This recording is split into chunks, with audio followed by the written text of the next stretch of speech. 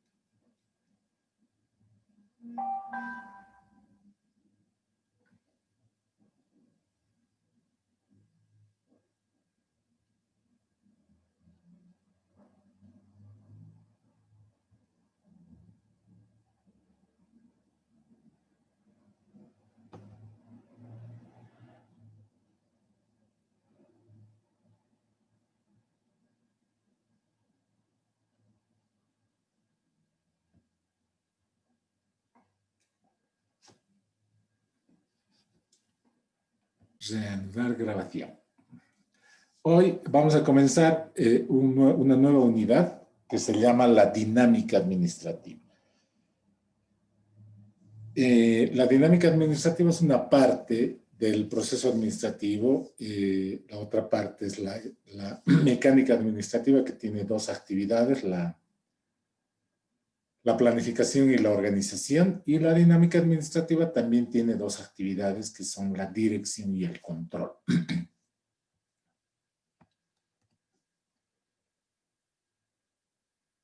La dirección es una parte del proceso administrativo, ya lo hemos dicho, forma parte de la fase dinámica del proceso administrativo. ¿Y cuál es la diferencia con la fase mecánica, que está integrada por la planificación y la organización? Es que las tareas de la fase mecánica pueden realizarse por otras personas. Por ejemplo, yo puedo contratar a una empresa para que me hagan un plan estratégico. Puedo contratar a una empresa de recursos humanos para que hagan la organización para mi empresa, para que desarrollen la actividad llamada organización. Es decir, las dos actividades que forman parte de la fase mecánica pueden cumplirse, pueden realizarse por personas ajenas a la institución, a la empresa, pueden realizarse en otro lugar. Por ejemplo, yo puedo hacer un plan, la planificación de una actividad que va a llevarse a cabo en Santa Cruz, por decir algo, aquí en Oruro. Puedo hacer la organización de una empresa que va a trabajar en Sudáfrica desde acá. O sea, no necesito estar en el lugar. La gran diferencia con la fase dinámica es que las tareas de la fase dinámica deben realizarse en el lugar y deben realizarse por miembros de la empresa. ¿Qué es la dirección? Es la puesta en marcha de lo planificado en base a lo organizado. Es decir, para dirigir debemos haber previamente planificado, o sea, cumplido la tarea de planificación y cumplido la tarea de organización.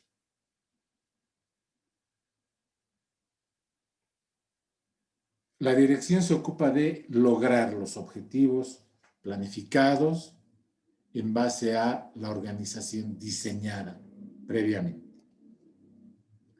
El dirigir es entonces la tarea que debe cumplir este señor de rojito, al que le hemos llamado administrador,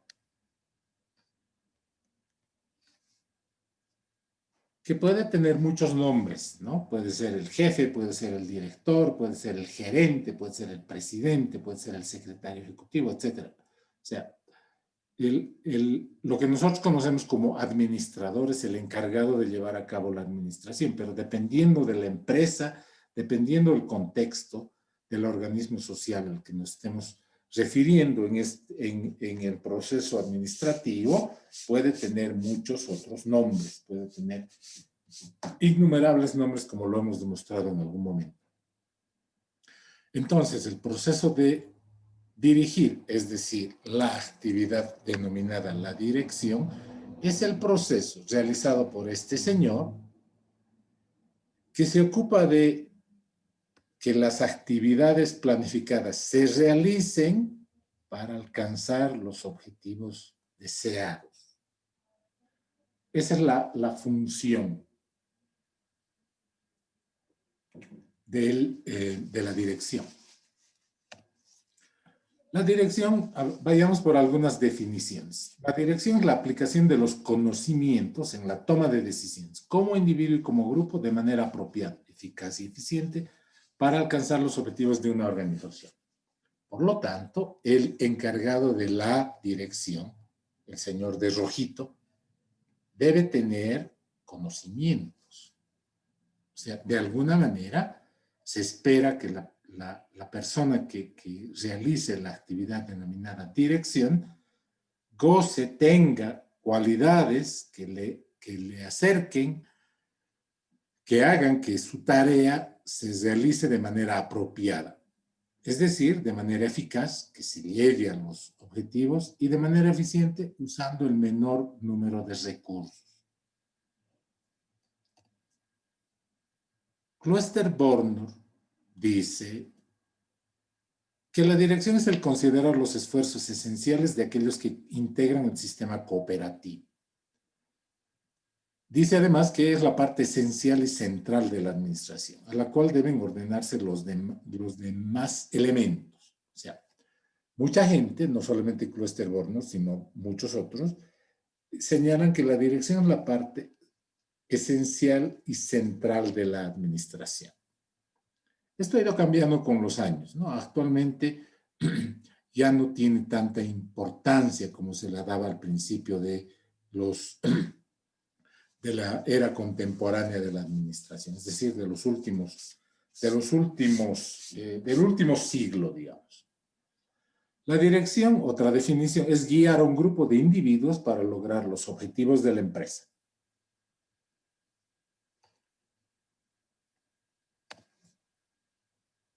Ahora sí, les he mandado un video referido a una película que se llama Ben-Hur. La película Ben-Hur ha sido editada, ha sido publicada en los cines en 1959.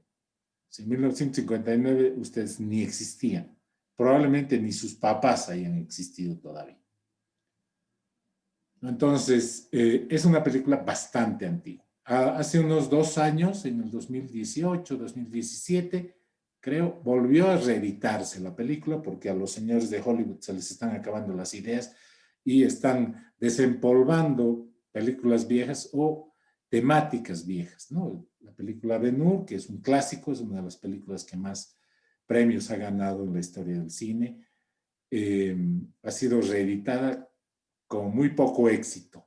Esta película, la que ven en el afiche, ha sido muy, muy premiada, ha sido una de las películas más taquilleras en la historia del cine, y por eso mismo es que se ha reeditado, como les decía, sin mucho éxito.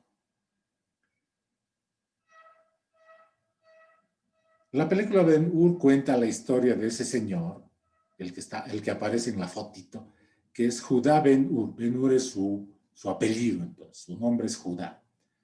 Él era un judío.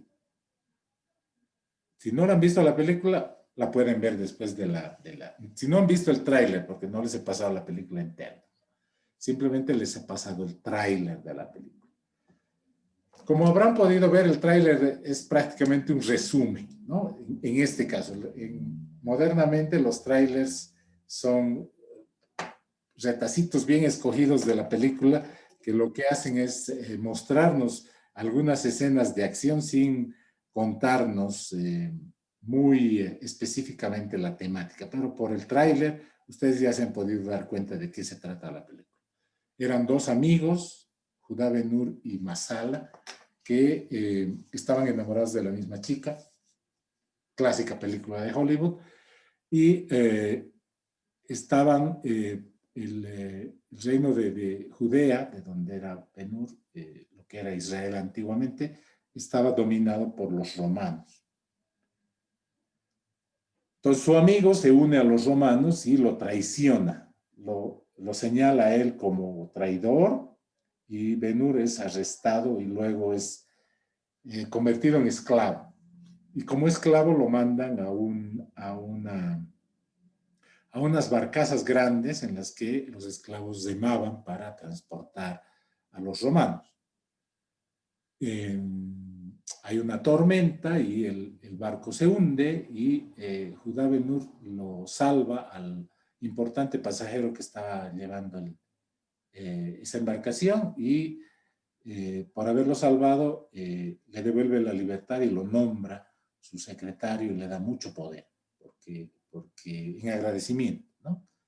Y luego él vuelve a tratar de recuperar a la chica de la que estaba enamorado, pero más que nada a su madre y a su hermana, que también cayeron bajo la venganza de su ex amigo. La película es muy interesante, hasta ahí les voy a contar, pero es importante que no la puedo mostrar en video, ya se los había dicho cuando introduzco videos en la presentación. A veces el YouTube no me deja subirlo al repositorio que tenemos. Por eso es que, para no perder tanto tiempo, es que se los mande para que ustedes puedan verlo después. Me voy a saltar el video. Esta es la embarcación que se llama galera. Es una embarcación romana movida por dos fuerzas, la fuerza del viento y la fuerza humana.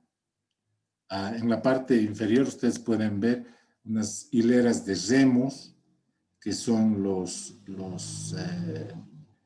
que son lo que da la fuerza motriz a esta embarcación.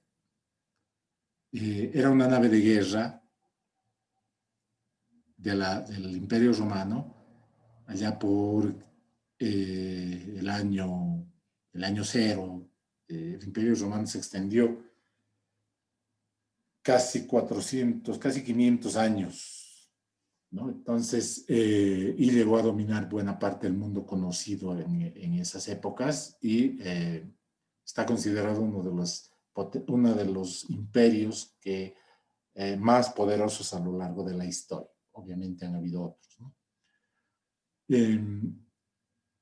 Judá Ben-Hur fue castigado, fue enviado a remar en esta galera, en esta embarcación.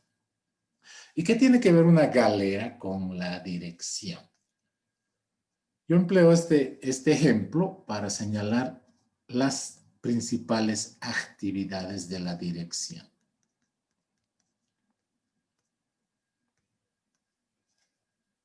En una galera existen tres personajes muy interesantes. El primer personaje es este señor. A este señor se le conocía como el comitre, un nombrecito muy raro, pero era uno de los responsables de que la galera funcionara adecuadamente.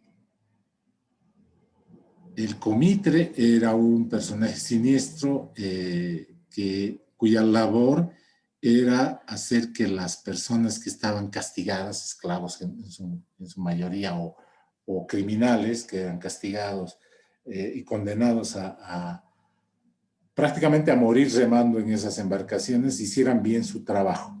Ustedes pueden ver a los costados las hileras de hombres que movían los remos que le daban la fuerza motriz para que la embarcación pudiera moverse.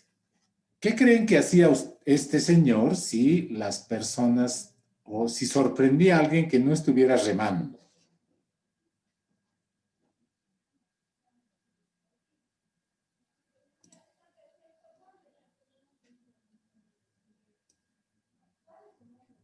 Le daban látigo o le castigaban. Ah, exactamente, ¿no? Se ocupaba este señor de una tarea muy importante.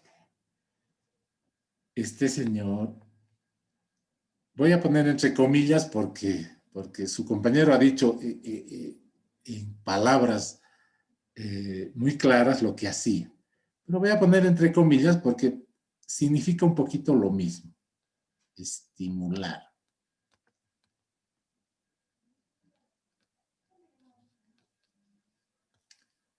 Estimulaba que la gente trabaje, haga su trabajo. Otro personaje interesante de las galeras es este señor. Cuando alguien, para los que se estén preguntando, cuando alguien reincidía y reincidía, el comité de boga lo llevaba a un lugar y lo amarraban luego de azotarlo como para que sea el ejemplo para que todo el mundo haga su trabajo. No me refiero a este personaje cuando hablamos del comitre de boga. El comitre de boga es este señor que se ocupaba de golpear un tambor al frente de la embarcación para que todos los que estaban remando pudieran escuchar. ¿Para qué era que este señor tocaba el tambor?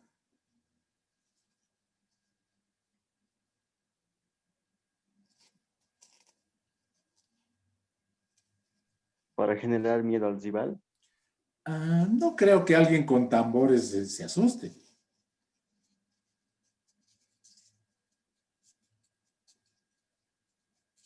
No era esa su función.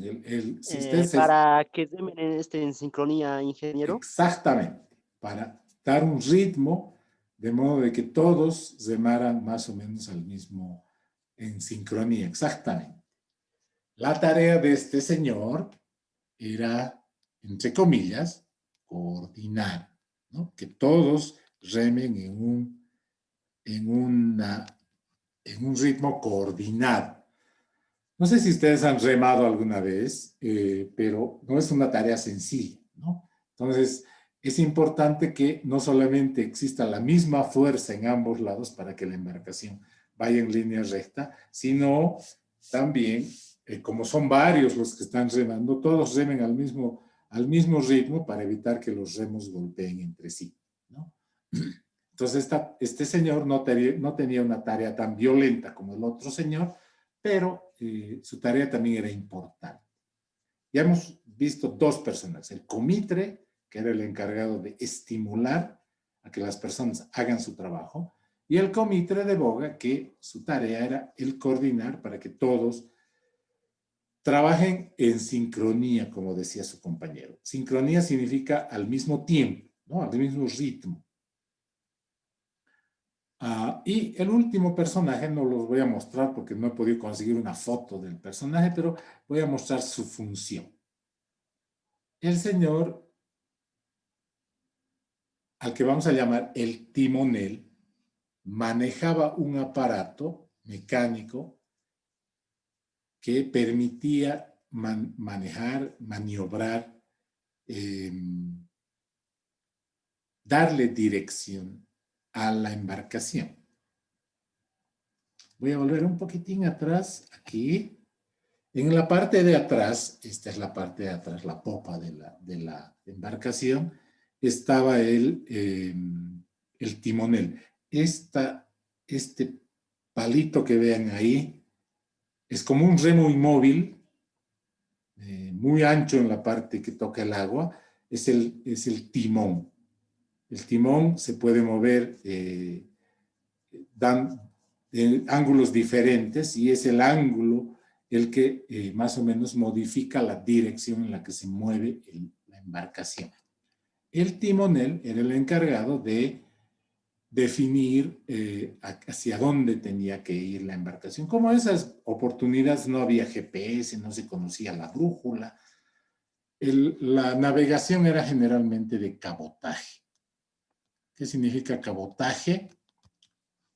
Si digamos esta es la orilla del mar, la embarcación va navegando en puntos visibles, notables, digamos, ¿no? Escollos, generalmente fiordos o lugares elevados que se pudieran ver desde lejos para saber hacia dónde navegar. Generalmente la navegación en alta mar, donde no hay lugares donde uno pueda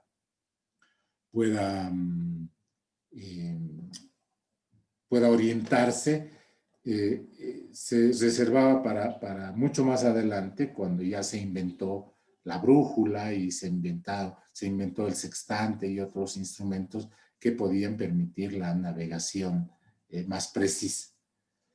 La navegación de cabotaje era la navegación que se hacía en esas épocas y involucraba que alguien tuviera un punto de referencia, por ejemplo acá, un faro, un escollo, un lugar alto, un acantilado, digamos, y el timonel, este señor, el que manejaba el timón, era el encargado de mover el timón tratando de que la embarcación se dirija hacia ese lugar. Cuando ya estaban cerca de ese lugar, se agarraban y ponían otro punto de referencia y enfilaban hacia ese punto hasta llegar a donde querían llegar. El timonel era el encargado de, si el rumbo estaba torcido, si por ejemplo querían llegar acá,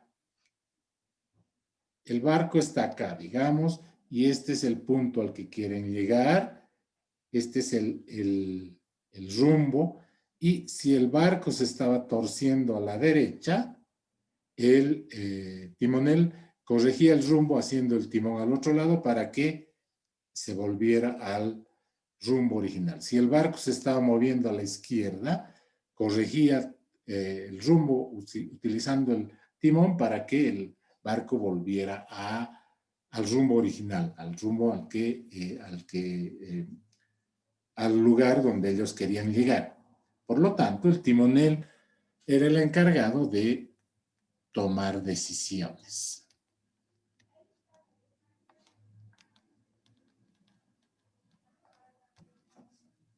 Con ayuda de esos tres personajes de la galera, podemos expresar las tres funciones más importantes de la dirección. El acto de dirigir una empresa, de dirigir una organización, de dirigir en general, desde el punto de vista del proceso administrativo, involucra la realización de tres actividades: la coordinación, la motivación o el estímulo y la toma de decisiones.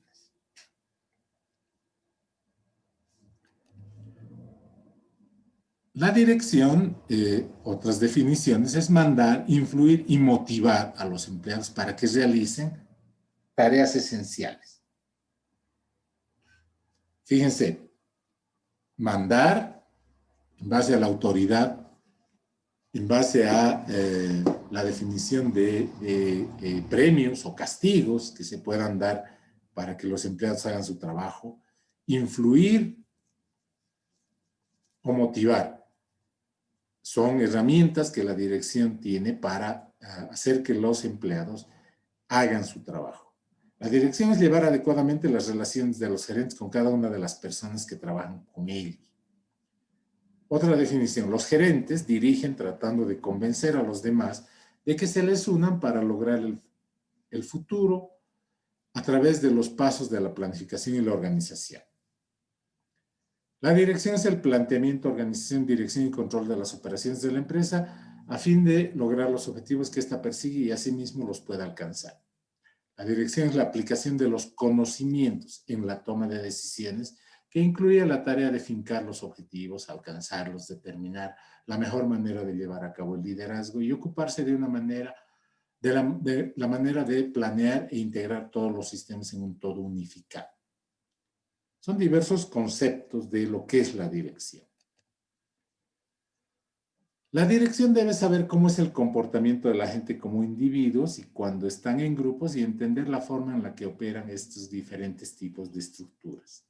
Fíjense que en esta definición al director se le da una cualidad importante de comprender el comportamiento de la gente. La dirección es una fuerza que, mediante la toma de decisiones basada en los conocimientos y entendimientos, relaciona entre sí e integra a través de los procesos de unión apropiados a todos los elementos del sistema organizado de una forma calculada para alcanzar los objetivos de una empresa.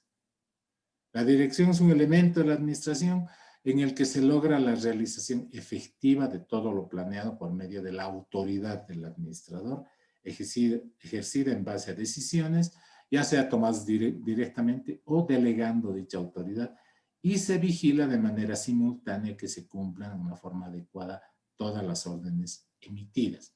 Esta definición es muy importante, es una definición mucho más moderna, que involucra dos cosas. Involucra la importancia de la planificación. La dirección está basada, está relacionada íntimamente con la planificación.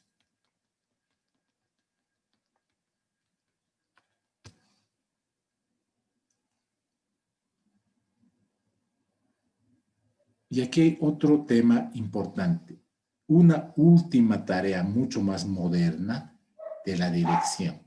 Habíamos dicho que la dirección está compuesta por 3 actividades: la coordinación, la motivación o estímulo y la toma de decisiones, ¿no?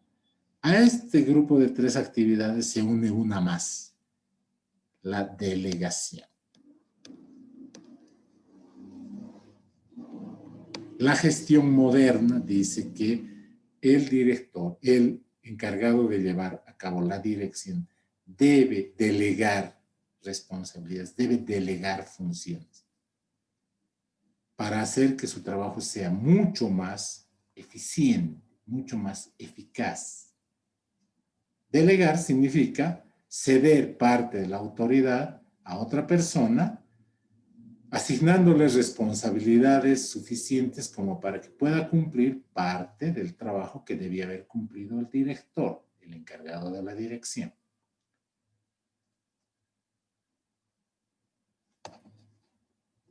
George Terry dice que la dirección, él la denomina actuación, es hacer que todos los miembros del grupo se propongan lograr el objetivo de acuerdo con los planes y la organización hechos por el jefe administrativo.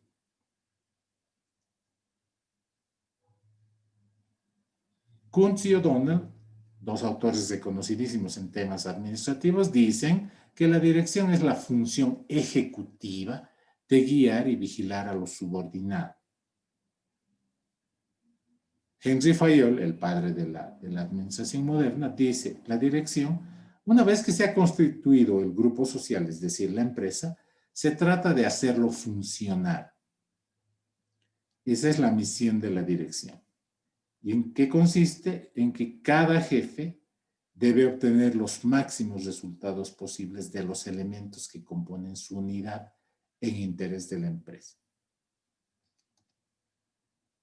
¿Qué elementos componen la dirección?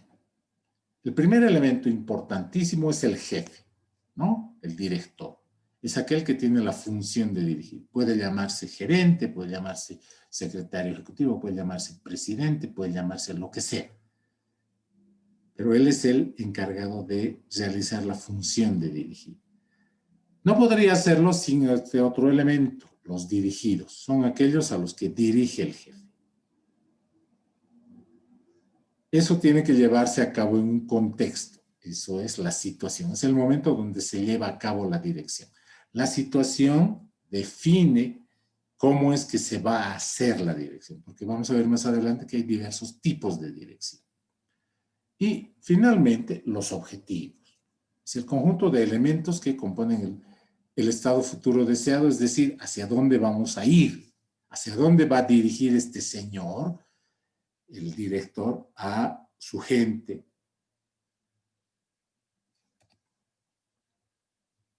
La dirección ha sido objeto de muchos estudios. muchos estudios psicológicos, sociológicos, de la sociología organizacional, del análisis del comportamiento. ¿Por qué? Porque ya hemos visto que es importante la dirección, ¿no? La dirección es la parte ejecutiva. Ejecutiva significa que hace. Es así que se han publicado varias teorías de la dirección. Las dos principales son la teoría X, la teoría Y una más, la teoría Z. Douglas MacGregor es el que escribió y describió en sus textos la teoría X y la teoría Y. Posteriormente a estas dos teorías se ha incluido, se ha añadido una más, la teoría Z, que son formas que buscan explicar cómo es que se debe llevar a cabo la dirección dependiendo del contexto. La teoría X dice, las personas básicamente no les gusta el trabajo. Las personas son perezosas y van a evitar el trabajo hasta donde sea posible. Un poquito lacónica, un poquito pesimista esta teoría, ¿no? Dice además, debido a su flojera y disgusto por el trabajo, la gente debe ser cohesionada, amenazada, estrechamente dirigida y controlada. Este señor le llama a esto la administración, para asegurar que su desempeño se haga, aunque sea mínimo. Y además dice, a la mayoría de la gente le agrada ser administrada. Les gusta a la gente que los vigilen, que los obliguen a trabajar. No necesariamente como el comitre de nuestra película, ¿no? El que agarra y al que no esté trabajando le da un latigazo, como decía su compañero. No, pero hay formas mucho más modernas de administrar, políticas, reglas, normas. Generalmente esa administración se lleva a cabo por alguien en un puesto autoritario. Se tiene que haber alguien que represente autoridad sobre nosotros, según la teoría X, para trabajar más eficientemente. Señala además la teoría X que la mayoría de las personas son pasivas. Eso quiere decir que aceptan que los controlen. Prefieren la seguridad en el trabajo que cualquier otro elemento a la vida del trabajo. A la gente le gusta trabajar, le gusta sentirse segura. Esto se llama zona de confort, ¿no? Les voy a mandar un videito interesante sobre la zona de confort al finalizar la clase. Porque ustedes son jóvenes, o sea, todavía su zona de confort puede modificarse. En realidad, en cualquier momento puede modificarse, hasta en personas de mayor edad. Pero las personas de mayor edad tienen otras responsabilidades que hacen que esa zona de confort no sea solamente nuestra zona de confort, la propia, sino también la zona de confort de nuestras familias, ¿no? Entonces, eso hace que salirse de la zona de confort sea un poquito más complicado. Pero van a ver el video respecto a la zona de confort y se van a dar cuenta de que todos somos artífices de lo que nos toca. O sea, nadie puede decir, he tenido mala suerte y por eso me está yendo mal. No. O sea, todos tenemos algo de culpa, no culpa, sino algo de responsabilidad en lo que nos toque vivir. Sigamos. MacGregor dice además que hay otra teoría, la teoría Y. La teoría Y es lo contrario a la teoría X. Y él dice que a estas personas, en ciertos contextos, les gusta asumir responsabilidades. Dice además que a este tipo de personas no les gusta, no rehuyen, no se escapan del trabajo, porque les encanta el hacerlo, les agrada el hacerlo. Siendo así que el trabajo es tan natural como cualquiera de las necesidades básicas. en muchos de los libros religiosos, el Corán, la Biblia, por ejemplo, el Talmud, aparece que el trabajo ha sido creado por Dios. La Biblia de los católicos, la Biblia de los cristianos dice que después de que los Adán y Eva fueron expulsados del paraíso, Dios les dice, vas a ganar ahora el pan con el sudor de tu frente. Eso quiere decir que ya no vas a estar en un paraíso en el que los alimentos, etcétera, estén al alcance de la mano y va a ser difícil que puedas conseguir alimento y te va a costar. Vas a tener que trabajar. Entonces, desde ese punto de vista es que las personas ven al trabajo como algo natural, como algo que tiene que cumplirse para satisfacer las necesidades básicas. Y por lo tanto, para estas personas, el trabajo es casi como una necesidad. Finalmente, la teoría ya dice que si se brinda un ambiente adecuado, las personas van a buscar responsabilidad y además van a ser creativas en su trabajo. La teoría Y dice, el director, el encargado de la dirección, debe propiciar ese ambiente. Debe hacer que a las personas les guste su trabajo. Así no va a tener que sentarse a revisar, a verificar, a controlar que las personas hagan su trabajo. Ah, qué interesante, ¿no? Bonita esta teoría. ¿Cuándo ocurre eso? Cuando los objetivos de la empresa son consecuentes con los objetivos personales, es decir, están en armonía, las personas van a sentirse motivados a trabajar y a ejercer algo importante de la teoría Y, la autodirección. Es decir, ya no va a haber una persona que me dirija. ¿Se acuerdan de la teoría X? La teoría X dice, debe haber alguien en un puesto autoritario que revise, que administre, que controle estrechamente para que los demás hagan su trabajo. La teoría Y dice lo contrario, ¿no? Hay que brindar un ambiente adecuado, hay que crear un ambiente adecuado de modo que las personas sean las que se autodirijan y se autocontrolen.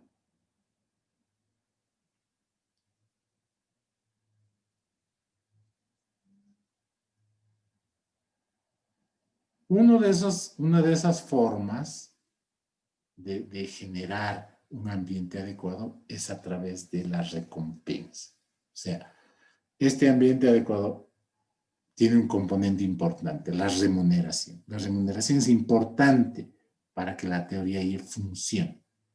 La remuneración es el conjunto de recompensas que se le da al trabajador por hacer su trabajo.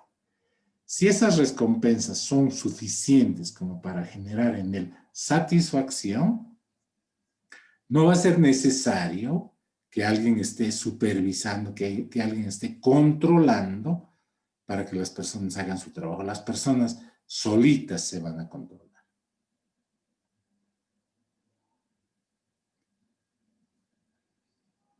Luego de muchos años en los que estas dos teorías estuvieron vigentes, aparece una última teoría.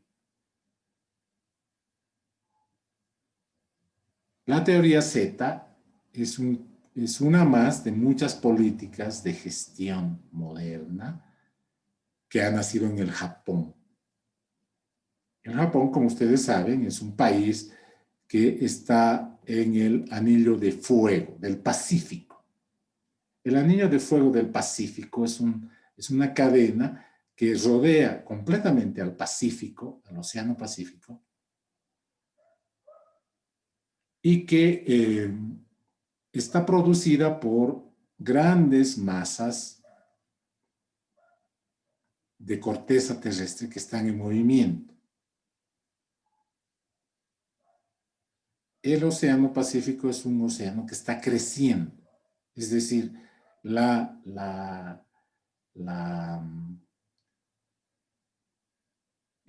no, más bien, está decreciendo. Las masas de América por el occidente y Asia y Oceanía, por el otro lado, se están acercando poco a poco y eso hace de que a lo largo de la orilla, de las riberas del Océano Pacífico, hayan constantes movimientos telúricos, terremotos. Uno de los países más castigados por esto es el Japón. El japonés ha desarrollado a lo largo de siglos en los que esto ha ido pasando una forma interesante de vida, ¿no? El japonés es bastante frugal. ¿Qué significa frugal? No le gusta mucho la ostentación. Es bastante medido en la forma en la que vive su vida.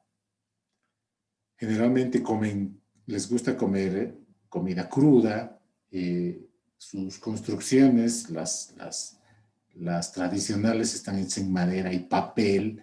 ¿Por qué? Porque si hay un terremoto y la pared de madera y papel se cae encima de uno, probablemente no le haga nada de daño.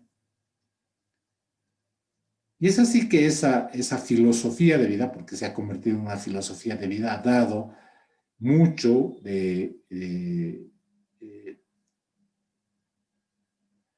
ha generado un movimiento muy importante en torno a la gestión moderna, a la administración moderna. En el siguiente capítulo vamos a ver mucho de esto. La teoría Z fue ideada por Kuchi, de origen japonés, y demuestra que la producción es más que una cuestión de administración de personas que de teoría. O sea, la teoría Z dice, no es fácil decir, formular teorías porque estamos hablando de personas. Entonces, la teoría Z dice, la gestión humana debe sustentarse en la filosofía y en la cultura organizacional. La teoría Z dice, vamos a ir mucho más allá que la teoría Y, que dice que a las personas les gusta trabajar y se sienten automotivados, sino hay que involucrar a las personas.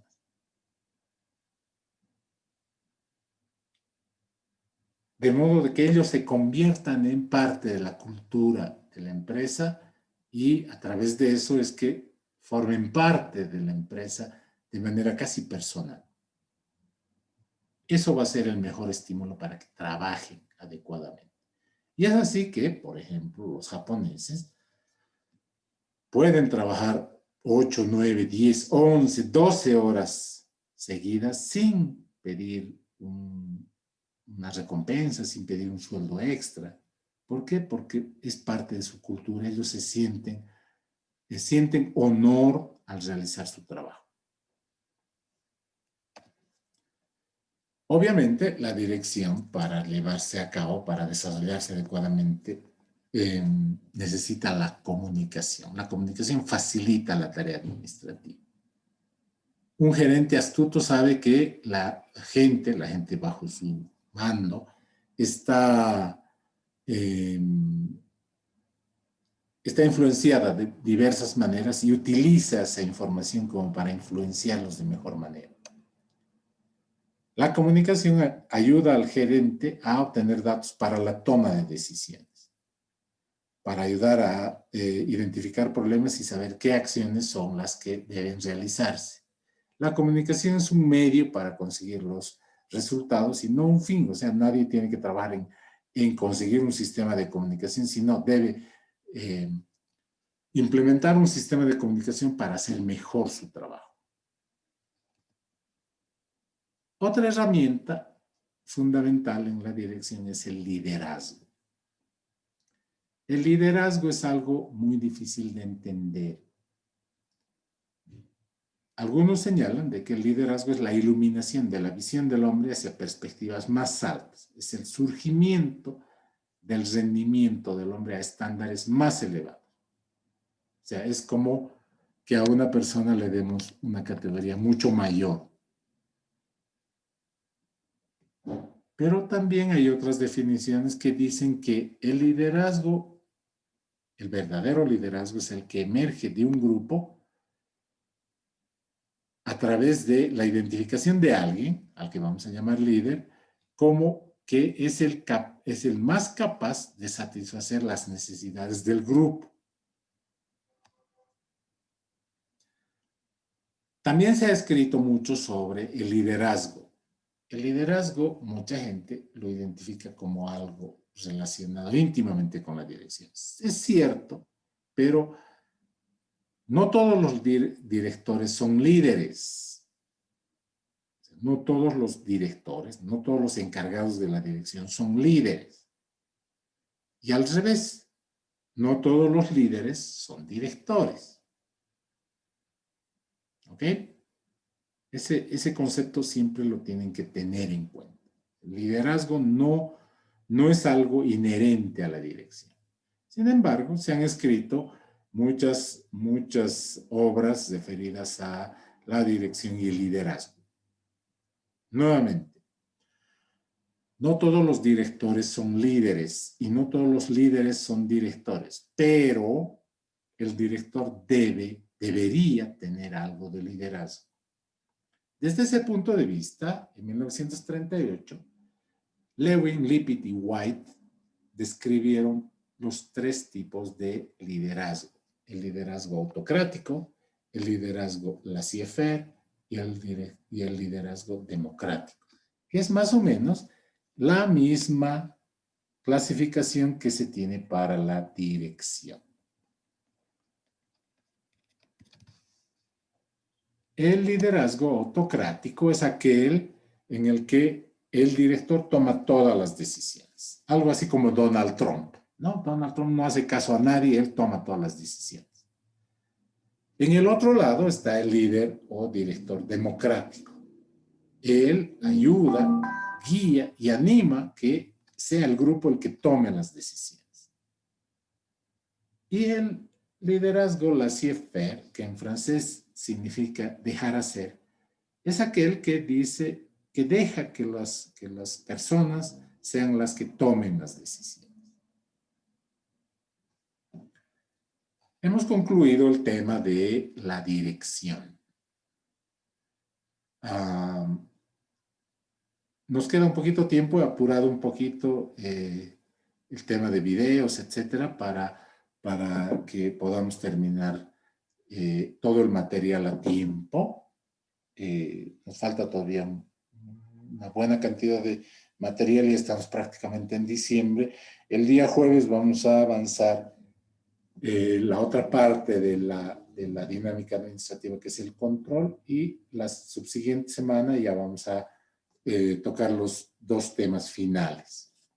Si no tienen alguna pregunta, nos veríamos el día jueves.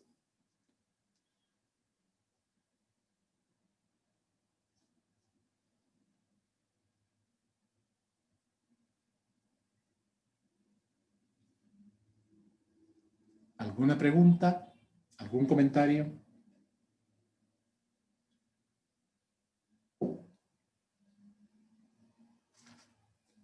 Bueno, nos vemos el día jueves, jóvenes, señoritas.